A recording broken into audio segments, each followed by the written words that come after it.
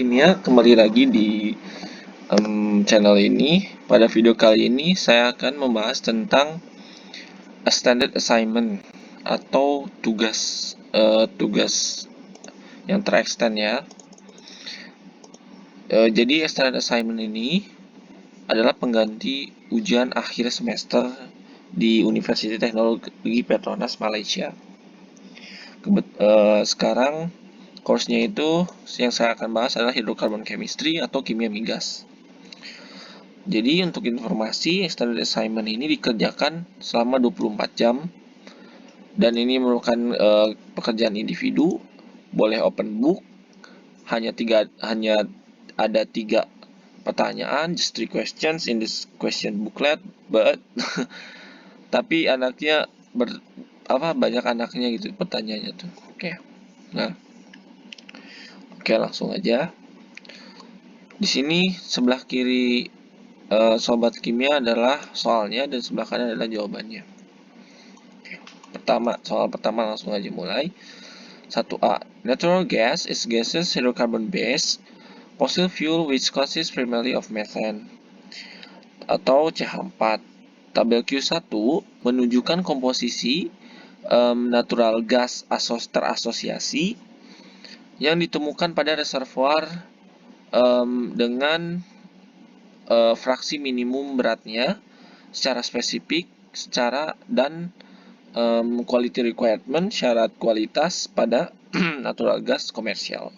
Nah, ini bisa dilihat tabel Q1, ada komponen di natural gas, terus chemical formulanya, bagaimana fraksi beratnya atau weight fractionnya, dan minimum fraksi pada syarat kualitas di produk natural gas. Contoh di sini ada metana, chemical formulanya C4, fractionnya 60%, bisa dilihat, dan yang lainnya.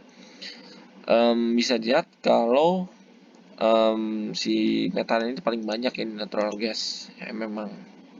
Oke. Sekarang mulai pertanyaan nomor 1. 1A bagian 1.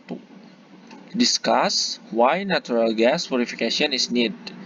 Provide some specific example in your discussion. Nah, jadi pertanyaan nomor 1 ditanyakan, kenapa sih pemurnian natural gas itu dibutuhkan? Sediakan beberapa contoh spesifik pada pembahasan Anda gitu. Kita mulai dari sini. Bisa dilihat kalau di sini ya, saya jawab yaitu pertama, mengapa sih si natural gas harus dimurnikan? Yang pertama, to increase the value fuel of natural gas product. Artinya, memurnikan natural gas bertujuan untuk meningkatkan nilai bakar atau nilai energi pada si natural gas tersebut, karena beberapa seperti berdasarkan tabel Q1, beberapa gas itu non-combustible, seperti contohnya ada CO2, H2O, ada helium, dan nitrogen itu mereka tidak combustible, artinya tidak mudah terbakar, dapat mengurangi atau decreasing the fuel value of natural gas products. Nah, berarti itu tujuan nomor sama. They will make the natural gas have lower energy combustion ya, karena mereka bakal menurunkan energi pembakaran dari natural gas itu. Nah, akibatnya itu tujuannya. Tujuan kedua, to remove acidic gases in natural gas or to avoid corrosion. Nah, yang kedua adalah untuk menghilangkan gas-gas asam pada natural gas. Memang contoh gas-gas itu adalah CO2 dan jika ada dan H2S sebenarnya, ataupun air pun mereka mendorong untuk korosi pada mesin, karena mesin sendiri terbuat dari metal kan, dari logam, sedangkan logam akan mudah teroksidasi jika ada asam, jika ada air, dan jika ada yaitu gas-gas asam tadi. Okay. Example contaminant natural gas adalah H2S dan CO2. Acid in natural gas can give bad impact for machine or engine because it is made of metal. Ya, tadi sudah dijelaskan. Kondisi asam membuat korosi mudah terjadi. Lebih jauhnya, air pun dapat harus dihilangkan karena dapat meningkatkan posibilitas si korosi tadi. Gitu. Selain itu, air pun ya combustible dan mendorong untuk corrosion ya, makanya harus dihilangkan pada bahan bakar natural gas. Sekarang nomor 1 bagian 2. Based on table Q1, propose a flow diagram of 245 and associated natural gas. Nah, jadi berdasarkan tabel Q1, ajukan sebuah flow diagram alir untuk memurnikan natural gas terasosiasi. Nah, jadi sekedar info, natural gas terasosiasi itu adalah ketika kita mengekstrak natural gas itu bersamaan dengan minyak bumi. Ya, jika ingin lebih tahu lanjut, ada di video sebelumnya, ada di channel ini, silakan lihat. Ya, jabarkan, deskripsikan dan jelaskan peranan dari unit processing, unit proses yang dibutuhkan untuk memurnikan pada proses pemurnian. Untuk setiap unit proses yang dipilih, sediakan dan jelaskan metode dan bahan kimia yang digunakan. Nah, di sini ada 10 marks, artinya 10 nilai. Cukup banyak ya, karena memang jawabannya banyak. Nah, kita lihat di sini saya akan perbesar. Nah, di sini saya telah gambar bahwa pertama, mulai dari sini, dari ujung sebelah kiri, gas dan oil pada reservoir diekstrak secara bersamaan. Nah, oleh karena itu, pertama kali yang harus dilakukan adalah bagian sini, yaitu pada bagian pemisahan gas dan minyak. Oke. Yang kedua, nanti saya akan jelaskan nih bahwa yang kedua, lalu aliran gas akan dilanjutkan ke kondensat separator. Kondensat separator itu seperti gas-gas seperti gas-gas berat C5 sampai C8 ataupun C6 dan seterusnya, C6 sampai C8 akan dipisahkan dengan metana. Nah, terus akan dehidrasi, dehydrate itu untuk menyingkirkan air, untuk remove air ya. Terus yang kedua, yang selanjutnya maksud saya, remove kontaminan seperti gas-gas tadi yang tidak dibutuhkan, seperti gas asam ataupun gas-gas pembuat korsi tadi disebutnya. Lalu yang selanjutnya ada nitrogen extraction. Nah, nitrogen pun harus dihilangkan ya teman-teman. Lalu ada demethanizer, artinya untuk memisahkan khusus metana dari gas-gas campuran. Lalu yang terakhir adalah fractionation atau memfraksi tadi, akan dipisahkan C2 sampai dengan C5, sedangkan C1 akan dipisahkan ke metana, itu metana tadi. Jadi C1 akan dipisahkan karena beberapa komposisi harus diubah jika lihat dari soal. Dari 60 ke 97%, akibatnya nanti kita akan menyesuaikan persentasi fraksi berat dari gas natural gas itu gitu. Makanya kita harus memisahkan gas-gas itu. Catatan untuk beberapa industri menggunakan purifikasi noble gas, teman-teman. Seperti di sini kan masih ada helium. Helium kan bisa digunakan daripada dimasukkan ke dalam natural gas secara berlebihan gitu. Karena kan dibutuhkan pun hanya 0,5. Jadi nanti untuk benar-benar final itu menggunakan membran polimer, biasanya yang ukurannya ya sebesar helium saja yang bisa melewati membran tersebut. Oke. Sekarang processing unit description-nya dan beberapa because the associated natural gas source, the gases and oil are together in extraction process in reservoir.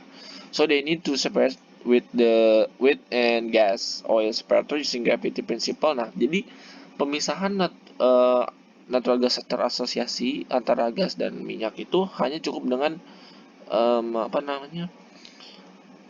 prinsip gravitasi saja, karena minyak memiliki densitas lebih berat, akibatnya nanti minyak akan dikebawahkan dan gas akan menuju ke atas, menuju gas stream atau aliran gas. Yang kedua, pada kondensat separator. Nah, kondensat gas itu tadi sudah disebutkan C5 sampai 8 ataupun C6 sampai C8. Pada step ini digunakan prinsip cryogenik, teman-teman. Cryogenik itu pendinginan ya, pendinginan. Untuk C5 sampai C seterusnya itu pasti memiliki titik yang titik beku yang lebih rendah dibandingkan dengan maksud saya lebih rendah adalah lebih tidak didinginkan dari C1 sampai 5 gitu. Jadi C5 itu jadi nanti C5 sampai 8 akan C5 sampai C8 yang membeku terlebih dahulu, C1 dan sampai C5 akan diteruskan gitu. Nah, sehingga C5 tadi sampai ataupun C6 sampai 8 akan disingkirkan, sedangkan C1 sampai C5 akan dilanjutkan. Lalu selanjutnya tadi ada dehidrat. Dehidrat artinya ya menghidrasi, akan mengambil suatu air di dalam. Selain itu air pun akan tersingkirkan ya pada saat pendinginan ini. Karena air kan titik bekunya hanya 0 derajat. Sedangkan misalnya CD macam 8 itu pasti di bawah 0 derajat. Lalu yang selanjutnya ada dehidrat. Tidak semua air kan tersingkirkan pada kondensasi separator. Oleh karena itu akan dilakukan dehidrasi seperti menggunakan cairan higroskopik. Contohnya adalah dietilen glikol dan ataupun menggunakan adsorben padatan. Contohnya adsorben padatannya contohnya adalah alumina atau silika gel. Nah, pada chemical itu mudah menangkap air. Beberapa adsorben padatan mudah untuk diregenerasi setelah menangkap air karena dia nanti tinggal kita panaskan saja airnya akan lepas gitu untuk diregenerasi untuk digunakan kembali artinya dibanding liquid higroskopik tadi. Selanjutnya untuk menyingkirkan kontaminan gas. Ya, tadi kontaminan sudah dijelaskan apa saja gas H2S dan CO2 beberapa menggunakan senyawa amina ya teman-teman, menggunakan larutan senyawa amina biasanya dengan teknik absorption dan adsorpsi menggunakan zeolit, membran zeolit ya bisa. Bukan membran zeolit ya, zeolit maksudnya padatan.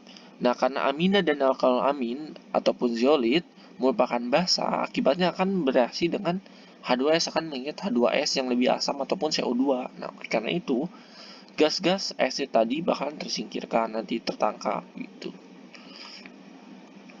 Nah, contoh amin kalau amin senyawanya adalah monoetal amin, diethyl amin, metil diethyl amin. Contoh yang lainnya adalah zeolit dan KOH. Beberapa industri juga menggunakan kiogenik untuk menyingkirkan gas asam ini ataupun membran adsorption. Cuman yang sering digunakan ya tadi menggunakan larutan basa ataupun suatu zat yang basa gitu. Lalu yang selanjutnya adalah nitrogen ekstraksi atau ekstraksi nitrogen. Menggunakan membran adsorpsi biasanya ya ataupun kriogenik teman-teman. Membran adsorpsi ini hanya bisa dilalui oleh gas nitrogen tentunya sehingga nanti nitrogennya akan tersingkirkan. Dan ditambah pendinginan sampai minus 162 derajat untuk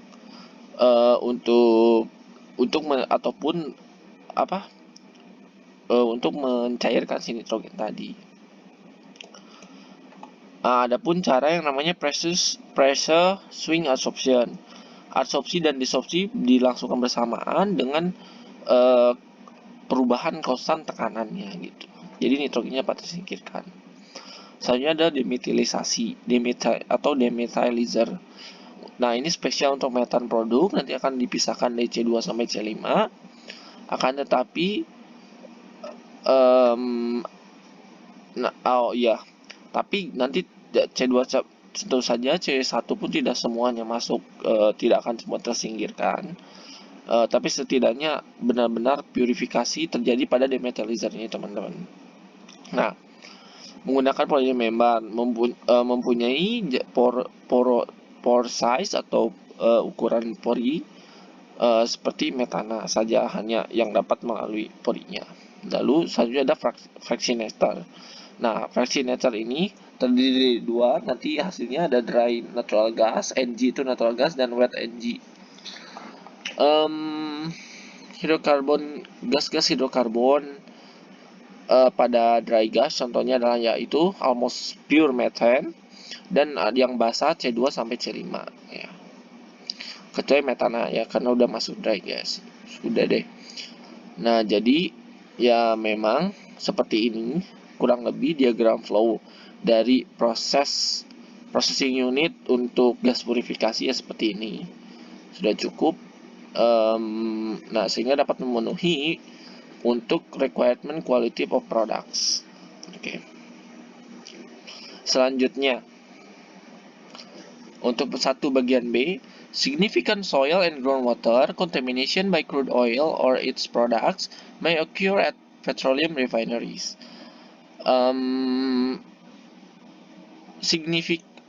Kontaminasi signifikan pada tanah dan groundwater, artinya air dalam tanah, oleh minyak mentah pada ataupun produk yang terjadi pada refinery atau pengolahan petrol, minyak.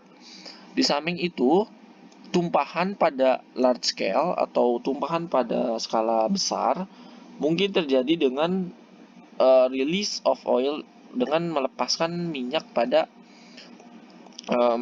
dengan menumpahkan minyak tadi pada lautan gitu, pada tanker ship. Tanker ship itu alat transportasinya ya teman-teman, dari offshore ke daratan. Jelaskan dan deskripsikan 2 kunci sumber dari kontaminasi minyak mentah pada ataupun produk pada petroleum refinery. Nah, di sini ada 2, 1B bagian 1 ya.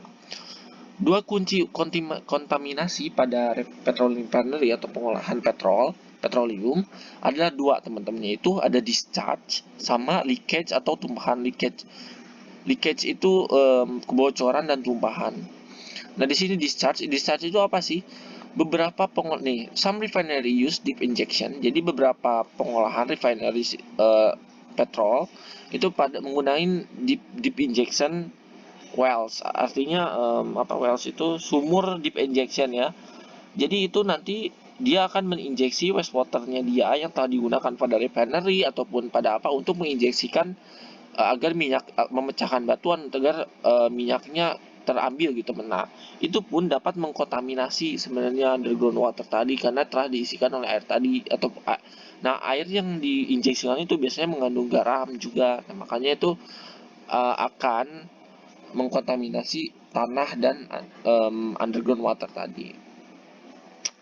Maksudnya tanah dan air dalam tanah tadi. Terus yang kedua adalah leakage and spill, kebocoran dan tumpahan-tumpahan. Pada repair proses seperti pada peralatannya itu kebocoran ataupun kebocoran ataupun tumpahan itu sering terjadi gitu. Dari pipa ataupun dari tank tadi, dari tank ataupun dari dari kilang itu sering terjadi ya kebocoran. Jadi ya memang dapat mencemari tanah gitu. Ataupun kecelakaan seperti large scale spillage itu pernah di Meksiko, di Teluk Meksiko itu karena kecelakaan akibatnya minyaknya itu tumpah selautan dan itu parah sekali gitu teman-teman. Oke teman-teman, soal selanjutnya adalah propose and explain, ajukan dan jelaskan 3 efektif metode efektif untuk membersihkan kontaminasi. Bandingkan secara kontras metode yang dipilih pada efektivitasnya dan efisiensinya. Nah, oleh karena itu saya mengajukan ada 3 jenis, yaitu bioremediasi atau bioremediation using dispersan atau menggunakan dispersan, dan oil boom dipadukan dengan burning in situ atau dibakar pada tempatnya. Nah, oleh karena diinstruksikan untuk compare, untuk membandingkan secara kontras, jadi saya buat tabel seperti ini. Jadi untuk membandingkan. Pertama, bioremediasi itu menggunakan spesifik mikroorganisme ya, berbagai mikroorganisme maupun bakteri apapun itu untuk menghilangkan toksisitas ataupun tumpahan tadi pada kontaminan. Sedangkan menggunakan dispersan tentu menggunakan bahan kimia secara sintesis. Contohnya adalah koleksi 9500A itu digunakan kemarin pada kecelakaan Teluk Meksiko itu. Tapi ternyata koleksi 9500A ini ya sedikit toksik gitu teman-teman, walaupun nggak terlalu toksik ya bagi lautan. Nah makanya diciptakan biodispersan namanya, yaitu campuran antara lecithin dan polisorbat. Lecithin dan polisorbat itu sebenarnya ini makanan ya, buat bahan makanan dan melimpah gitu, makanya bisa digunakan sebagai biodispersan. Lalu jika dibandingkan dengan oil boom dan burning yeast itu, oil boom itu menggunakan material bisa yang bisa float atau mengambang pada surface of water, surface permukaan air ya, permukaan air, lalu mengelilingi dari kontaminasi tadi. Lalu dibakar ketika sudah dikelilingi, kita bakar minyaknya supaya habis ya teman-teman. Nah, terus yang kedua adalah untuk bioremediasi, common atau biasa digunakan bukan untuk large scale ya teman-teman, karena memang jika berhektar-hektar itu tidak mungkin digunakan pada bioremediasi, karena banyak sekali bakteri yang dibutuhkan jika begitu. Dan misalkan contoh di lautan itu tidak bisa karena terlalu luas gitu teman-teman, malah si bakterinya akan terpisah gitu dengan si minyaknya, susah untuk kena gitu karena sangat luas ya. Nah, tapi untuk dispersan itu bisa digunakan pada large scale karena bentuknya itu dia kita bisa produksi banyak gitu teman-teman. Sedangkan oil boom bisa digunakan juga pada large scale, langsung mengelilingi dengan besar karena dia cuman hanya mengelilingi gitu. Jadi bahan yang dibutuhkan sedikit gitu. Nah, lanjut. Untuk bioremediasi itu bisa digunakan pada soil and water contamination, bisa digunakan pada kontaminasi tanah ataupun air. Sedangkan dispersan bisa juga pada tanah dan air. Tapi untuk oil boom dan burning in situ itu nggak bisa. Jika di dalam tanah itu nggak mungkin kan kita pakai dibakar, tidak mungkin ya. Jadi tidak bisa. Untuk bioremediasi sendiri dalam hal waktu menggunakan cukup menelan waktu gitu teman-teman, karena memang bioremediasi itu tidak bisa dipercepat karena bukan bahan kimia. Bakteri akan memakan kontaminannya sesuai dengan metabolismenya gitu, nggak bisa dipaksakan. Dengan dispersan itu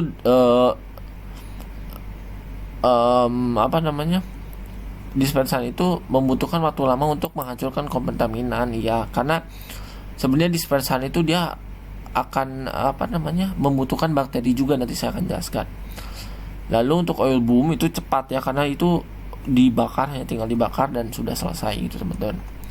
Nah, terus untuk bioremediasi, bakteria mikroorganisme dapat mendegradasi kontaminan tadi gitu.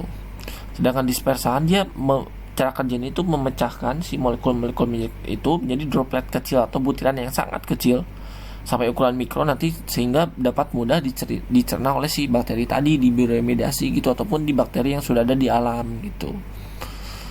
Ya kalau misalkan oil boom dan burning, yaitu ya benar hanya untuk cepat mencegah dia jadi supaya tidak menyebar gitu tumpahan minyak di laut tuh misal. Nah oleh karena itu langsung dibakar di tempat gitu, jadi cepat.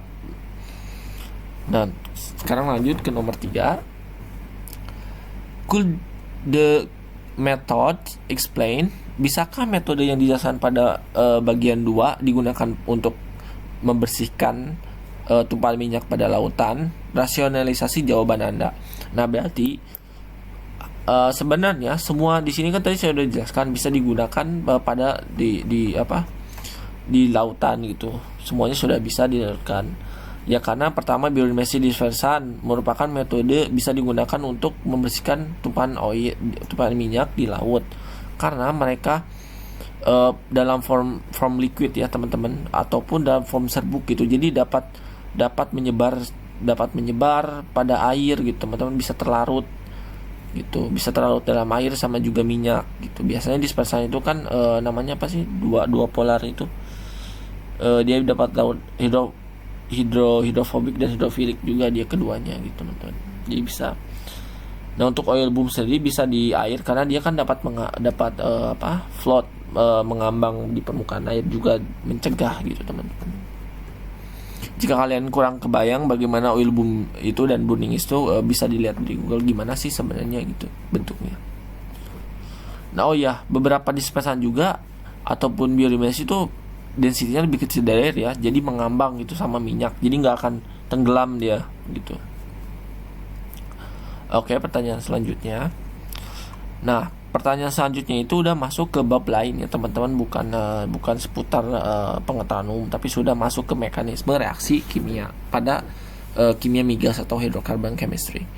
Nomor 2, proses alkilasi biasanya mengkombinasikan isobutana dengan alkena atau campuran alkena pada hasil tinggi dengan alkena untuk menghasilkan number oktan yang tinggi pada produk. Oktan terbaik, rating oktan terbaik didapatkan ketika isobutana dialkilasi dengan butilena atau butena ya. Nomor 2, deskripsikan bagaimana bisa N-butana dikonversi menjadi isobutana. N-butana itu dia straight change seperti ini di sebelah kanan. Dia lurus dan isobuten itu dia bercabang ya seperti ini. Oke, gimana sih caranya gitu dari N-butana ke isobutana? Propose reaksi mekanisme yang cocok untuk menunjukkan konversi. Oke, lihat di sebelah kanan teman-teman. Untuk mengubah N-butana ke isobutana, kita diperlukan namanya isomerisasi asam katalis. Dimana batuan asam dan katalis. Pertama-tama isobutana kan di tahap inisiasi maksudnya normal butana atau straight butana itu kan diinisiasi melepaskan salah satu atom hidrogennya sehingga terbentuk karbokation sekunder di sini. Oke. Nah, di sini ada methyl shift karena metil mencari di sini kan metilnya karbon sekunder primer ya teman-teman, dia akan bergerak gitu teman-teman, karena untuk metil sendiri dia akan stabilisasi ke karbon sekunder. Oke, dia bergerak. Ini karbon primer, karbokation primer pun akan tershift atau akan terrearrangement rearrangement tuh penyusunan kembali gitu untuk lebih yang stabil akan ke karbon tersier gitu. Oke, karena akan menjadi bentuk isobuten seperti ini, karbokation isobutana seperti ini. Nah, lalu lanjut ke tahap 2 di sini. Isobutana akan bereaksi dengan feedstock tadi, normal butana. Nah, akibatnya terjadi propagasi yang awalnya si isobutana yang karbokation akan menjadi normal butana yang menjadi karbokation. Nah, isobutana sendiri ini produk kita yang akan dilanjutkan ke lebih lanjut reaksi kimia, sedangkan kation normal butana akan terregenerasi kembali ke sini nih teman-teman, ke tahap setelah ini sih. Nah, akan lanjut nanti sih, sehingga terbentuk siklik itu reaksi perputaran reaksi itu kan lebih lanjut. Gunakan katalis dan asam. Metode isomerisasi reaksi di atas dapat terjadi. Nah, kenapa? Karena untuk melepaskan H+ ini kan berarti kita dibutuhkan logam ya teman-teman, dan asam itu dia akan mudah untuk memberikan H-nya gitu. Sedangkan di sini kita kan di reaksi banyak sekali membutuhkan H gitu teman-teman, menggeser dan melepaskan H gitu. Lanjut teman-teman. Nomor 2B, propose dan gambarkan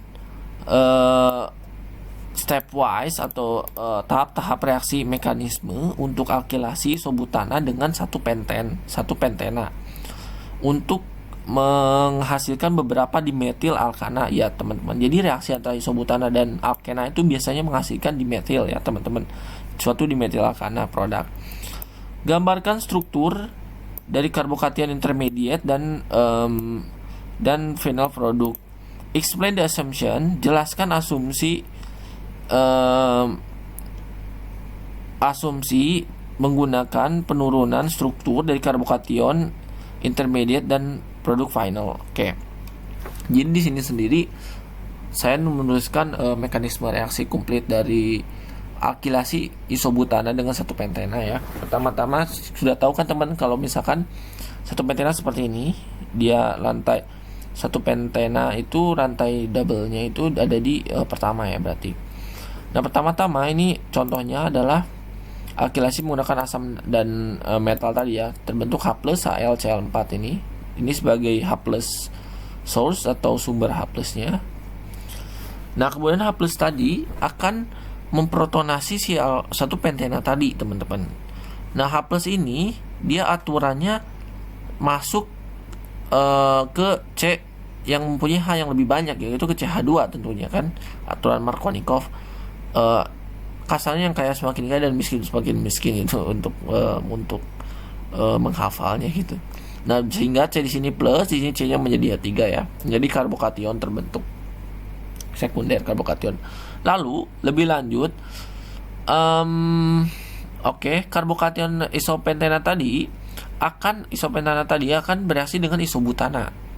Nah, akibatnya terjadi pemindahan, namanya tadi itu propagation dari si dari pentena tadi ke isobutana. Jadi isobutana terbentuk karbokation 1 di sini. Sedangkan karbokation pentana akan menjadi pentana.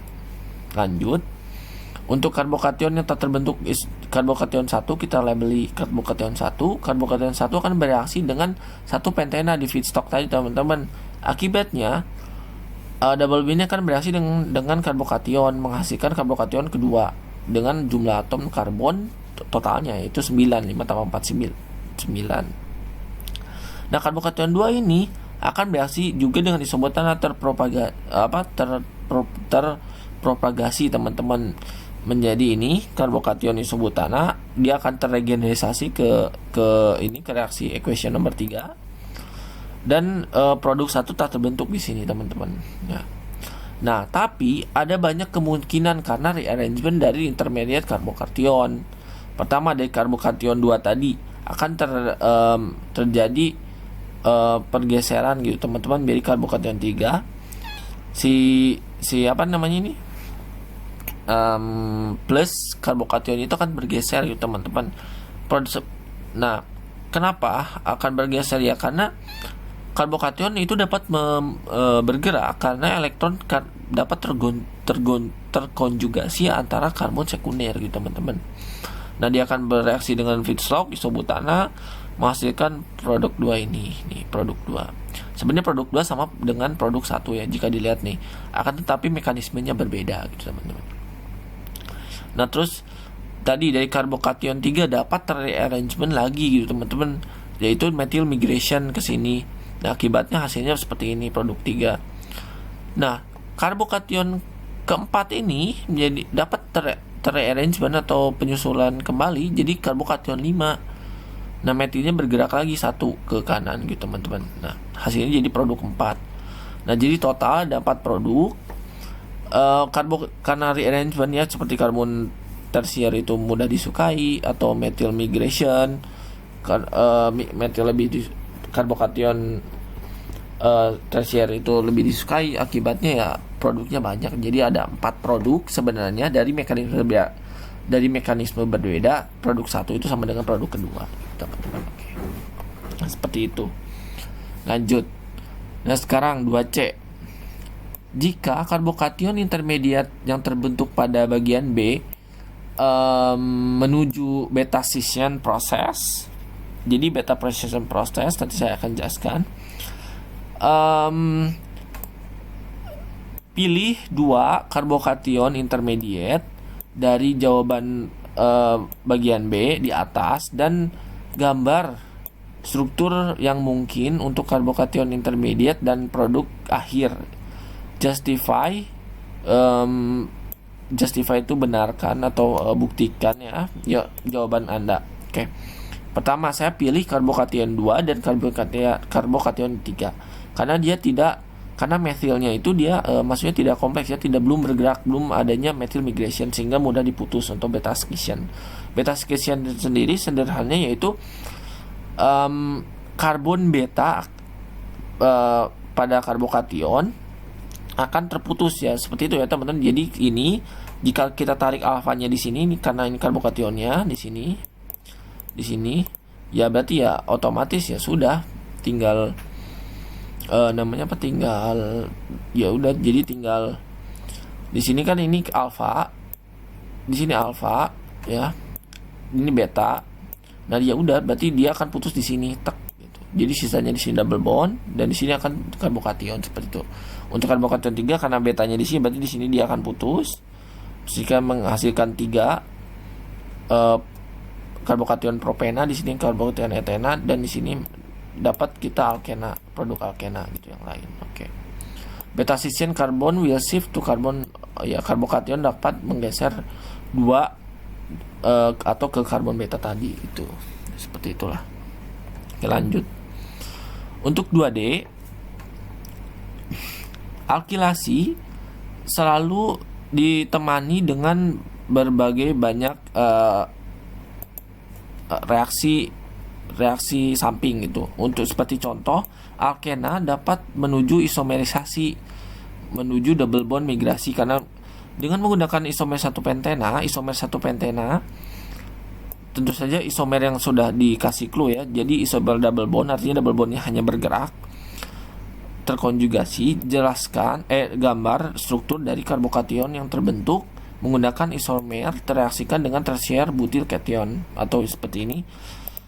Apakah apa yang Anda kira dari tahap reaksi, apakah dapat cepat atau lambat? The reaction step 1 pentane CH3, reaction step between, jika 1 pentena dibandingkan dengan isomer tadi, apakah dapat lebih cepat atau lebih lambat? Jelaskan. Nah, isomer 1 pentena adalah ini teman-teman, adalah 2 pentena. Nah, atau 2 pentin kalau dalam bahasa Inggrisnya. Nah, isomer ini jika direaksi dengan karbokation isobutana ini, apakah akan lebih cepat atau lebih lambat? Produk yang mungkinnya ada ini teman-teman. Karena tidak disuruh gambarkan mekanisme, ya saya singkat saja. Produknya adalah ini. Nah, produknya adalah ini. Bedanya hanya di sini. Di sini ada cabangnya, ini ada cabang metilnya. Berbeda di sini pun ada cabang metilnya. Di reaksi, nah jawaban saya adalah reaksi akan menjadi lebih lambat dikarenakan lebih banyak alkil yang tersubstitusi pada pada sp2 karbon, ya seperti sp2 karbon ya ini teman-teman, double bond ini, maka akan lebih besar stabilitasnya gitu teman-teman. Oleh karena itu membutuhkan energi yang besar. Oke. Kalau energi besar ataupun itu berkaitan dengan ya otomatis reaksi jika pada kondisi yang sama akan lebih lambat gitu teman-teman ya. Itu seperti sebenarnya ada di organik sih teman-teman ya, kalian baca. Kalau ya ini kan sekunder, bukan terminal, ya pasti dia akan lebih stabil gitu teman-teman. Oke. Lanjut ke nomor terakhir, yaitu nomor 3, tapi di sini ada 3 bagian. Kita menuju bagian pertama, itu tentang polimer teman-teman. Soal selanjutnya. Oke. Ditunjukkan struktur polimer. Desain itu artinya ya desain reaksi adisi polimerisasi yang cocok untuk sintesis polimer. Tunjukkan tahap inisiasi, propagasi, terminasi pada langkah-langkah pada jawaban Anda. Nah, jadi ada tiga langkah ya dalam reaksi polimerisasi itu. Ada inisiasi, propagasi, dan terminasi. Nah, saya akan jelaskan. Pertama kita harus menentukan dulu monomernya. Nah, monomernya itu biasanya ada pola nih teman-teman nih. CH3 ini kan ada pola ya. Jadi kita bisa menentukan sebenarnya nih di sini. Ini adalah polimernya, kita potong di sini nih. Oke. Jadi 1 2 3 4 kan ada 4. Berarti kan sekitar butana kan. Nah, karena polimerisasi itu biasanya dia golongan alkin atau alkena, nah makanya kita tambahkan double bond di sini ya, cocokan jadinya. Nah, jadi kita udah, karena ini CH3 saling cross atau trans, berarti monomernya adalah trans 2 butena. Oke. Nah, sekarang saya mengasumsikan bahwa reaksinya itu radikal ya, radikal polymerization. Contoh, ini ada inisiasinya, ini suatu radikal, Z itu radikal, dan saya misalkan Z itu adalah radikal. Pertama kan menginisiasi trans 2 buten ini menjadi ini, jadi radikal butena. Nah, di radikal ini. Nah, setelah itu kan terjadi propagasi. radikal tadi akan bereaksi dengan feedstock tadi dengan butena trans 2 butin tadi, butena. Jadi lebih panjang menjadi 2 monomer. Nah, nanti 2 monomer ini tetap radikal akan bereaksi lagi dengan feedstock teman-teman dengan trans 2 butena. Nah, terus berulang kali sampai panjang. Nah, sampai ke N kali. Nah, nanti 2 radikal ini akan bereaksi teman-teman. Radikal dengan radikal menjadi tidak radikal, terkombinasi. Nah, menjadi polimer deh, akhirnya menjadi rantai polimer seperti pada soal. Nah, begitu. Oke, sudah. Sekarang nomor 3B. Sarankan, suggest a proper starting compound. Sarankan senyawa awal pada reaksi persamaan untuk setiap produk di bawah.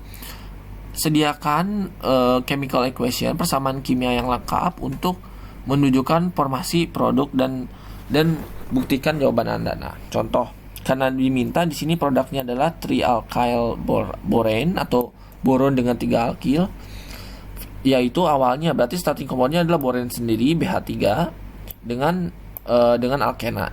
Oke. Itu adalah starting material untuk menghasilkan trialkyl borane ya teman-teman.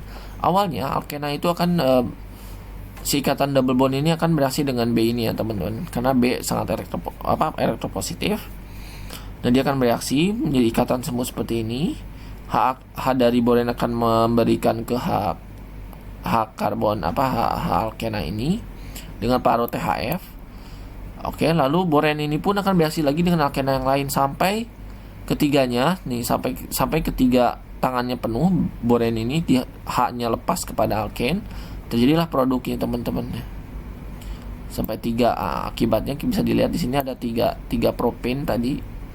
1 2 3 jadi trialkyl atau 3 propil boren. Nah, ini trialkyl boren hasilnya teman-teman. Ini produknya akhir. Nah, ini produknya. Ini sudah dijustify atau dibuktikan oleh kita. Oke. Lanjut ke nomor 2. Nah, ini kita diminta nomor B, bagian B itu 3B itu kombinasi produk antara ini CH3NO2, CH3 ini nitrat sekunder dan nitrat pentana gitu teman-teman. Nah, jadi secara bersamaan hasilnya harus ada 3 ini, setidaknya ada 3 ini. Nah, ini sebenarnya ada di reaksi nitration. Produk combination kan harus dari ini pada waktu yang sama hasilnya. Oleh karena itu saya justify reaction itu tidak selektif berarti banyak hasilnya. Nah, contohnya adalah free radical nitration reaction. Saya pertamanya yaitu tentu yang paling panjang teman-teman, yaitu starting compoundnya ya N-pentane ya atau N-pentana. Nah, direaksi dengan HNO3 pada 420 derajat Celcius, kemudian hasilnya akan menjadi banyak teman-teman, possibility-nya karena akan terputus ya. Seperti metil nitrat tadi yang dilingkari yang diminta, tetapi ada juga reaksi-reaksi yang lain, hasil produk yang lain. Nah, bagaimana sih mekanismenya? Pertama, asam nitrat tersebut akan membentuk dulu nih namanya radikal H menjadi radikal hidroksi radikal dan radikal nitrat. Nah, nanti ini kan RH itu misalkan kita R itu kan tadi N-pentana ya, bereaksi dengan radikal tadi. Nah, radikal tadi nanti akan bereaksi lagi dengan radikal yang awal ini menjadi alkyl nitrat tadi gitu, radikal coupling. Ya udah, berarti hasilnya menjadi ini kan. Nah, makanya possibility R ini dari produk ini ya ini kita sudah dapat nih reaksi antara produk yang diminta, reaksi antara metil radikal dengan nitrat radikal atau propil sekunder radikal dengan radikal nitrit dan radikal pentana dengan nitral ya udah hasilnya menjadi ini teman-teman nih dapat. Oke, nomor terakhir kita sudah dapat nomor terakhir. Pada konteks hidrokarbon chemistry atau kimia migas atau hidrokarbon kimia, C1 konversi is conversion carbon precursor as a syn gas to longer carbon chain of the hydrocarbon. Discuss and evaluate to possibility of using carbon dioxide CO2 in C1 conversion. Provide the assumption and chemical equation to support your answers.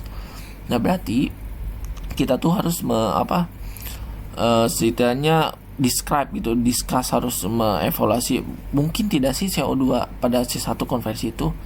Jawaban saya adalah mungkin, karena nih sebenarnya sudah nih, pertama CO2 itu dapat langsung dimetanasi teman-teman, jadi dapat langsung CH4. atau langsung kita reaksikan dengan hidrogen, dapat terjadi reaksi Fischer-Tropsch CO2 gitu teman-teman. Kita reaksikan dengan hidrogen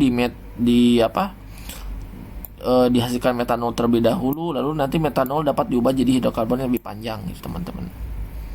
Ya karena C1 konvensi itu ya C1 dapat menjadi menjadi rantai karbon lebih panjang lagi atau menjadi fuel gitu teman-teman. Nah terus bisa juga CO2 langsung menjadi dry reforming gasification menjadi hidrokarbon, menjadi CO dan H2 lalu direaksikan dalam Fischer-Tropsch bisa teman-teman.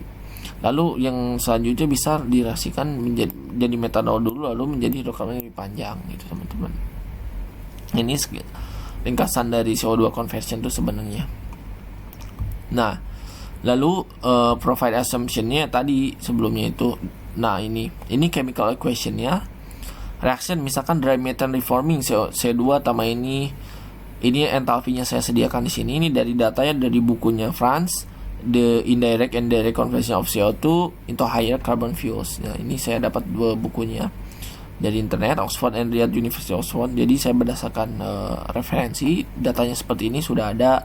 Delta-nya ternyata mayoritas itu negatif. Kalau kita tahu, makanya support answer saya adalah ini delta G standar kan delta G itu Gibbs ya, untuk mendorong untuk menentukan reaksi itu spontan apa tidak. RT ln K. K